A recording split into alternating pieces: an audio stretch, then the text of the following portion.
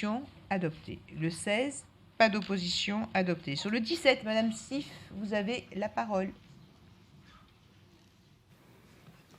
Je vous remercie, Madame la Présidente. Chers collègues, ici même en juin 2022, vous-même, Madame la Présidente, vous avez décidé d'une commission afin de déterminer l'opportunité de la réalisation du projet de la commune de Pertuis, qui vise à bétonner 86 hectares de terres agricoles cultivées, irriguées et productives.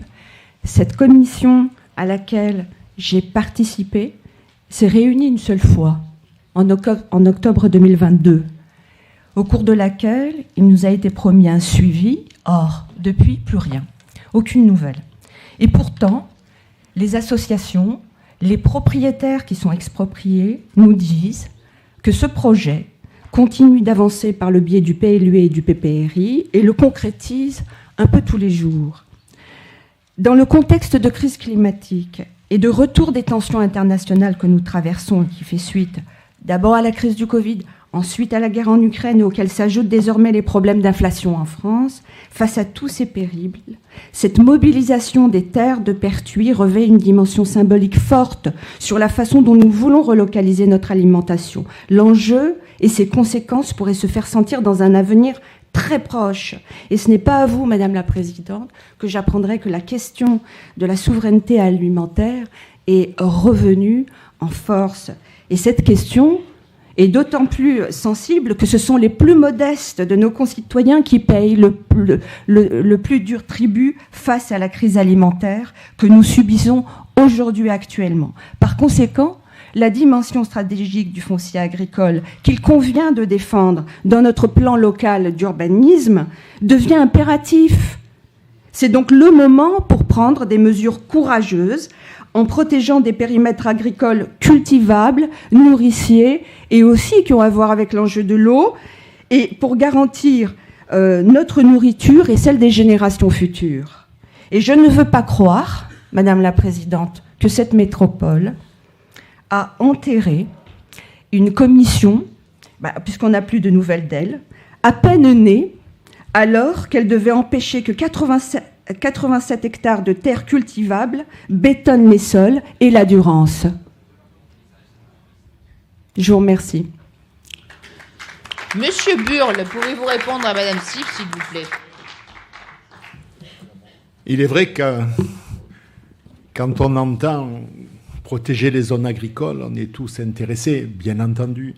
Quand on entend indépendance alimentaire, écoutez, qui est-ce qui peut être contre l'indépendance alimentaire? En tout cas, la présidente de la métropole a montré depuis quelques années tout l'intérêt qu'elle porte à l'agriculture, ici à la métropole, mais aussi au département. Quand même, des départements qui subventionnent le plus l'agriculture dans toute la France. Donc, ça veut dire qu'elle est tout à fait consciente de ça. Après, il y a le problème de Pertuis. Le problème de Pertuis est un problème complexe, à mon avis, puisque ça part d'assez loin. Ça part d'ITER 2005. Tiens, en parlant de ça, je vais faire plaisir. Je voudrais quand même que 2005... ITER est venu en France alors qu'il devait aller en Espagne et on le doit à quelqu'un que j'ai plaisir à nommer, c'est Marie Joassin, bien sûr, et c'est elle en tout cas c'est elle en tout cas qui s'est battue avec le président Chirac à l'époque pour qu'ITER vienne dans notre belle région. ITER est un projet mondial sur l'énergie, c'est la fusion et donc j'espère que ce sera la solution de la fin du siècle pour qu'on n'ait plus de problèmes énergétiques. Et avec ça, ITER et l'État, en tout cas, nous a demandé certaines choses. En particulier, de prévoir des zones pour accueillir l'habitat, des zones pour accueillir l'économie, parce qu'ITER, il y aura de la sous-traitance, et commence à y avoir de la sous-traitance. En 20 ans, ITER a bien évolué. En tout cas, tous les pays en sont satisfaits. Et donc, faisaient partie, à ce moment-là, les fameuses hectares de Pertuis. Et c'est vrai que c'était acté, puisque l'État a acté tout ça dernièrement comme une zone économique, j'allais dire, primordiale. Néanmoins, je reviens sur le problème des terres agricoles, et après je vais répondre sur la commission. oui, il faut protéger les terres agricoles, je suis le premier à le faire, et je pense que vous le savez tous. Mais il faut savoir aussi qu'à Pertuis, il y a 2900 hectares de zones agricoles, qu'il y en a plus de 1000 en friche, qu'il y en a 350 hectares dans la plaine de Pertuis en friche, et que malheureusement pour l'agriculture, je dis bien malheureusement pour l'agriculture, si l'on ne fait rien et si on ne bloque pas ces espaces agricoles, elles deviendront des espaces naturels dans quelques années, parce que pour la plupart, il y a plus de 15 ans qu'elles sont déjà en friche. Ça veut dire qu'au bout de 30 ans, ça devient une zone naturelle, et ça veut dire qu'une zone naturelle, elle ne revient pas à l'agriculture. Et c'est là qu'il faut se battre, parce que vous voyez la différence entre 1000 hectares et 40 hectares. Il y a pour moi une différence, même si je concède, et je vous le dis clairement, qu'il faut aller au fond, et on a fait une commission pour ça. Donc je peux vous dire que cette commission a fait faire des études. Il y a une étude environnementale, c'est l'étude des 4 saisons, on n'y peut rien. Elle se finira qu'en hiver 2023, et on n'aura pas le résultat avant cela. Il y a une étude, c'est l'étude environnementale, il y a une étude économique, bien entendu, qui sera faite, et une étude agricole, c'est ce qu'on a demandé lors de la commission. Elles sont en cours, elles vont finir dans l'année. Donc je vous demande un petit peu de patience pour tout ça, et pour le moment de réserver un petit peu ça, dans la mesure où on dit la même chose, franchement, et vous le savez bien, puisque dans notre politique agricole, en particulier à Marseille et dans le périurbain, nous avons les mêmes objectifs et nous travaillons bien entendu ensemble. Donc c'est vrai que sur le principe, il y a une question de principe, mais sur la réalité des faits, je vous ai parlé que de la zone de Pertuis, mais on pourrait dire la même chose pour les Bouches-du-Rhône. Il y a plus de 30 000 hectares incultes dans les Bouches-du-Rhône. Qu'est-ce qu'on en fait? On attend que ce soit de la forêt? Moi, j'ai demandé au service de la métropole, et je pense qu'on va avoir la réponse de l'État, parce que c'est la réponse de l'État. Est-ce qu'on peut sanctuariser une zone agricole qui devient une friche? C'est ça la vraie question, si on veut protéger nos zones agricoles. Donc je voudrais que vous y pensiez, et en tout cas, voilà ma réponse. Merci, Monsieur Burle. Oui, Monsieur Barle.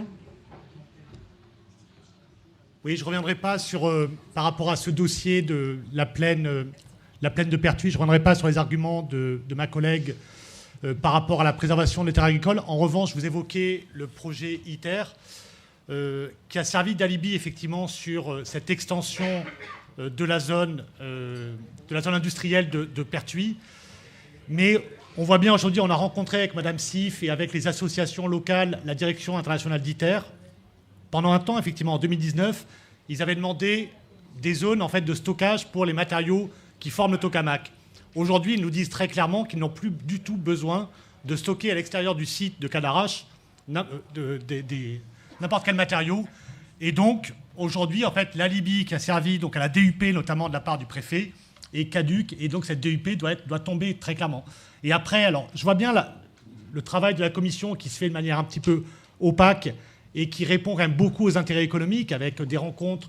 Mais il n'y a pas de compromis, en fait, sur cette zone. C'est les 87 hectares qui doivent être sauvegardés. Ce n'est pas 2 tiers de béton pour 1 tiers de sauvegarde de terres agricoles. C'est l'ensemble de la zone qui doit être sauvegardée.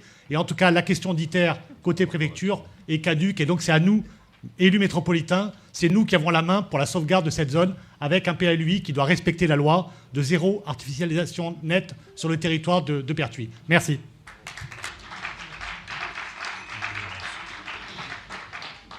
Oui, Monsieur Burle.